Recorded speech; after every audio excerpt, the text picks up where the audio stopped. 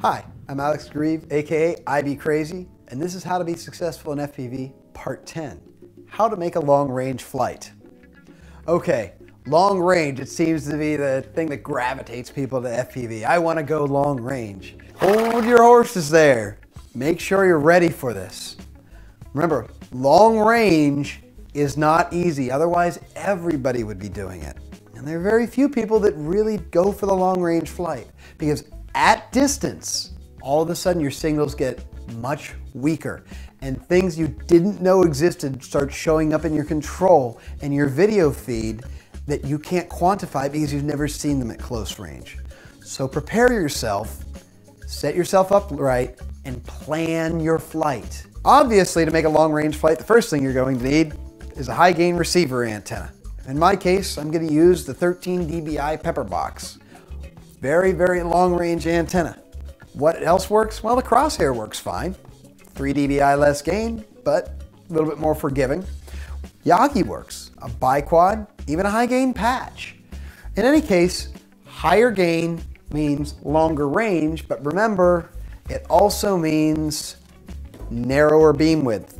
When selecting your high gain antenna, figure out about how much you're going to have the ability to aim it. Because if you can't aim it very well, or you can't stay in the beam, it's going to limit your ability to fly long range.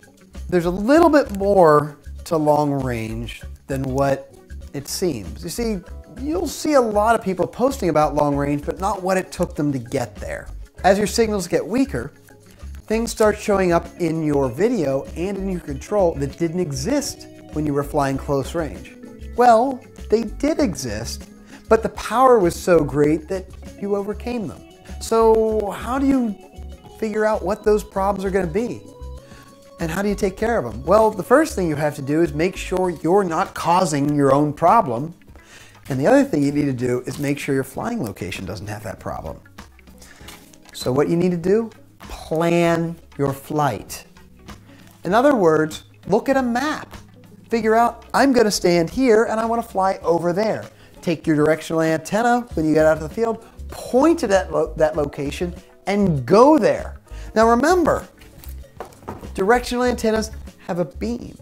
If you point that antenna at that object, all of a sudden your beam opens wide up and you can fly all over the sky once you're out there. Just make sure you make a beeline right to it and you know how to get back. So make sure you've got an on-screen display, or you better be very, very, very good at navigation by landmarks. You think you're ready for a long-range flight. You've got it planned, you know where you want to go? Not so fast. You haven't done a long-range flight. You need to simulate a long-range flight to ensure you're going to be successful. Do you need to take this step? Well, you don't need to, but I highly recommend it. If you simulate long range, those problems that happen at long range now happen at a significantly shorter distance, so there's less risk of losing your aircraft. Now this is going to sound very alien, but if you've got return to home during the simulation, it's okay. Return to home may not be such a bad idea. Mind you, make sure you have it set per your mission so you don't lose your aircraft. Now, why simulate it? You wouldn't want to jump in the cockpit against guys that have been trained to fly on simulators without ever trying to fly some kind of combat yourself, would you? Same thing sort of applies here. Simulate your long-range flight before making the real one to make sure everything's okay. And how do you do that? Well, these little devices called attenuators. What's an attenuator? It simply cuts down on signal. Install them on your transmitter. Remember that every 6 dB cuts your range in half. So select an attenuator with a bare minimum of 12 dB up to, say about 40 is about the maximum you want to put on there. And what that does is it's simple math. If my simulated flight, I start to have problems at 4 miles, and I had 12 dB attenuation on the aircraft, then my long-range flight, I can assume I'll make it close to 16 miles before I run into those problems. Well, if I only intended to fly 10, well, I've got 6 miles of error margin. Yeah, I can make that flight. Take the attenuator off and go make your long-range flight. But if you have a problem at 2 miles, well, now your video link without that the 12 dB attenuator is only good for 8. You're not going to make it to that 10-mile range, and you just got lucky. Now, mind you, when you do go for that long-range flight, please disable return to home. When you're out at long distance, that return to home system is going to be very stressed, and it's likely going to drop the altitude of the airplane and crash it into something you didn't think of. You've already simulated your long-range flight. Make sure you study it very well, and you'll be ready. Take a deep breath and go for it. So, enough preaching, let's go do it. Okay, so here we are. We are on site, ready for our long-range flight. I've got my radio all set up, ready to go. Plane trimmed out and test flown. Got my pepper box antenna aimed, and I'm going to be flying out that way where I've got a nice clean area and no obvious violations of the Fresnel zone until I get out some distance. And of course, I have my buddy here preparing to launch my airplane because, well, when you're tethered in like this, it's kind of hard to launch a wing that big. Now, on the airplane, I've got a turnstile antenna, which is best for horizontal polarization. So I'm going to lay my antenna transmitter flat to get maximum signal. You know how a dipole works. The signal comes out of the side. If you're flying a dipole upright on the airplane, you're going to want to be like this. In my case, I've got a turnstile, so I'm right here. So let's untangle my wire here. Let's do this.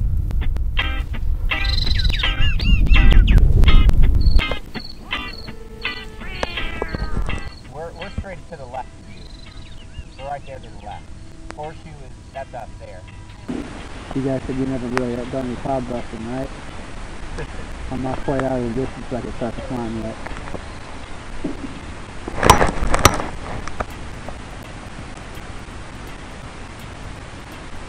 How's the video looking to you, Jason?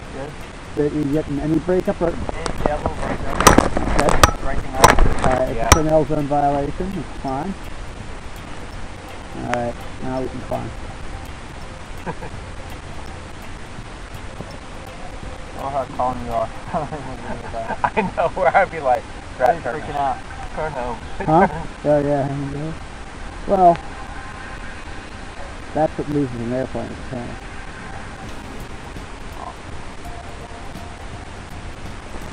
Our battery died.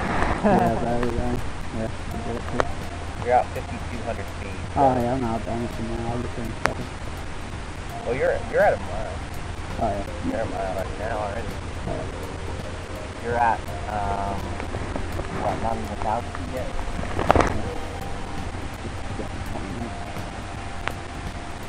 Now you 10.8 on battery? Yeah, I'm wide open now. So I've got lots of battery left. Okay. See that number at the bottom, which is 119? Yeah. I just gotta keep an eye on that. No, that is heading. Right there, it's heading. So 118? Yeah, that's my heading. Yeah. Ooh, I'm climbing. I got a piece of something up there. You're almost downtown. Pretty close to it. You're 2 miles out. Not quite. Almost.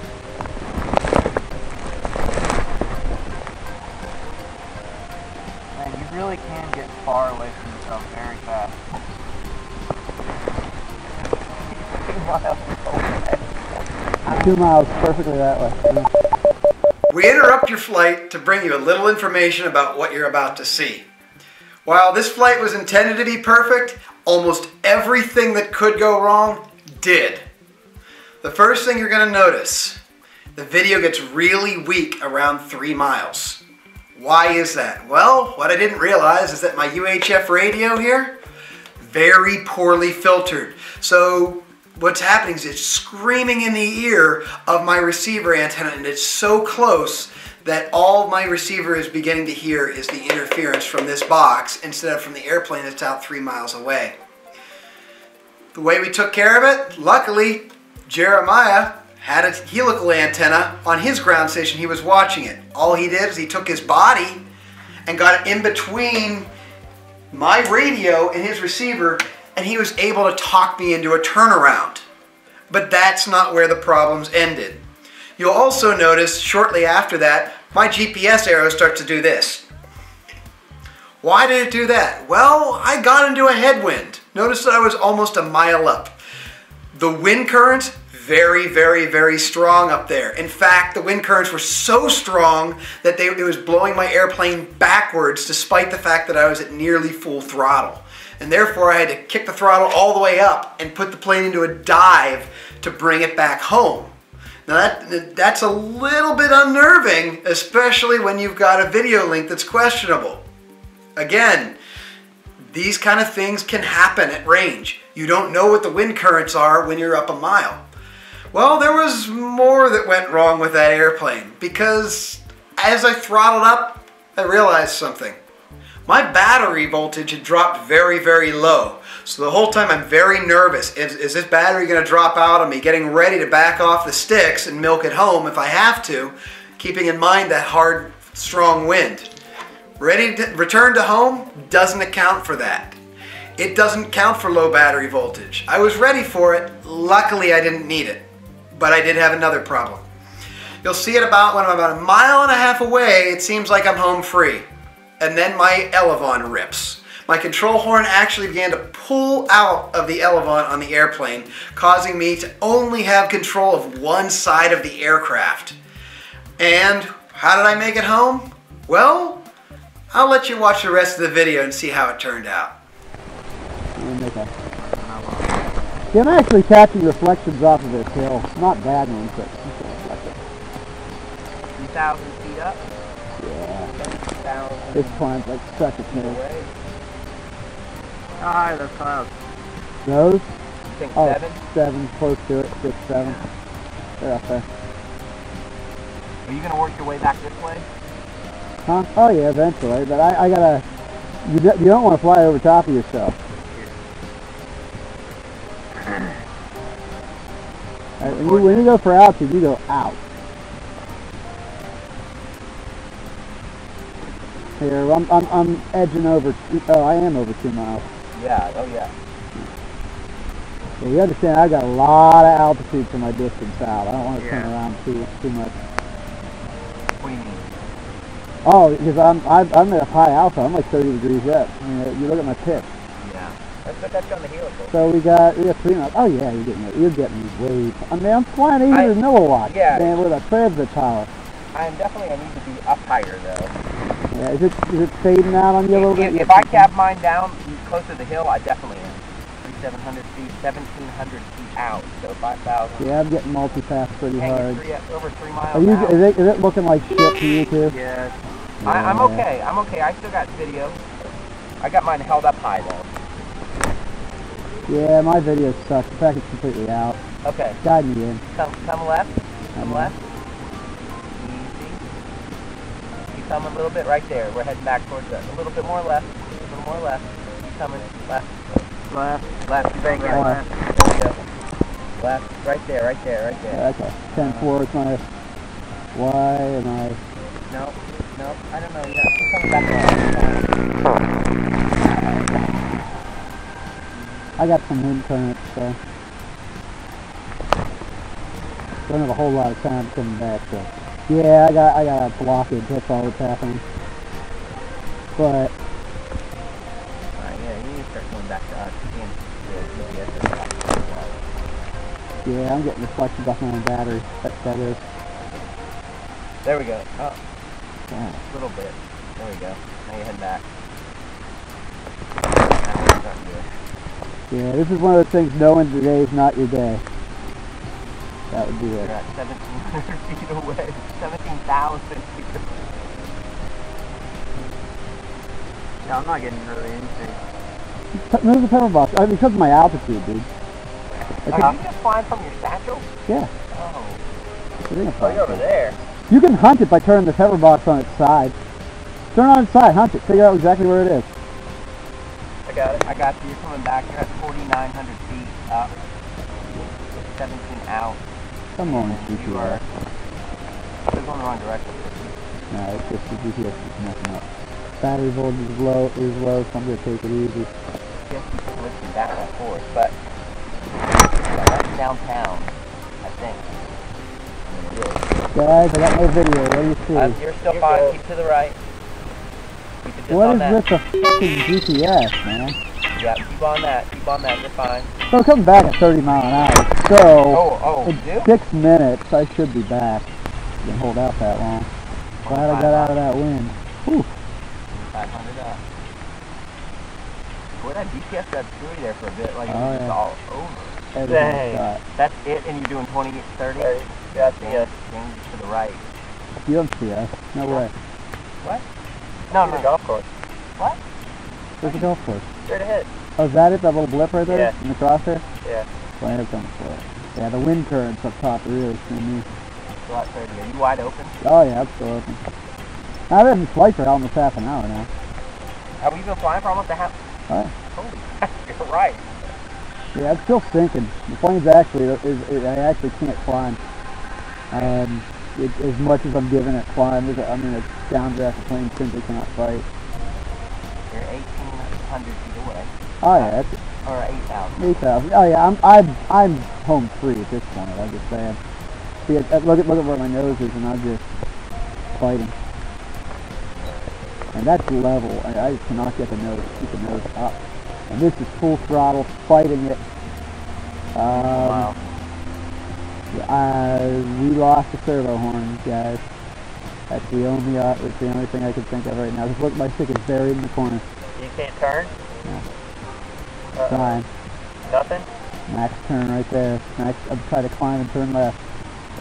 Oh no. Okay. Ooh. I'm right. How are you turning it? I'm not. 6,900 feet away. 700 feet out. 700 feet elevation. I'm trying to climb. But it's torque to turn? I can't turn. I lost something. Getting over with that lady thing. That's the golf course, so here we are. I'm having trouble seeing from mine. Jason, I'm going to rely on you to keep on it. I'm tracking. You're 58 out. 40 up. Really the wrong plane to do this on this day. I did not expect to see some wind. Yeah, you're 5,000. 5,000. You're a mile out. Mile out. There we go. 570. Oh, you're climbing a little bit. You started to. The wind is just killing me, that's all.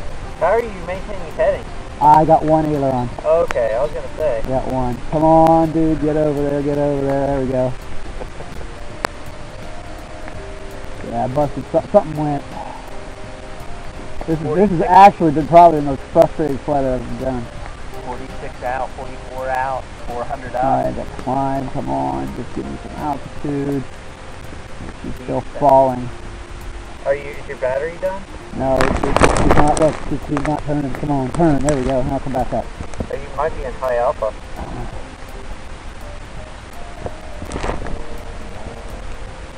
35 out. Yeah, I don't think she's going to make it back, so come on, we're going to have to fight. Well, maybe she is. I don't know. Crap, I wish you could get on to... It's alright. I mean, we're okay. We're almost there. I just got to not let the stupid plane sink. Are you full throttle? I'm wide open, as much as she gets. Okay, that big house. Can you look to the left a little? It's alright. We know where we're going in.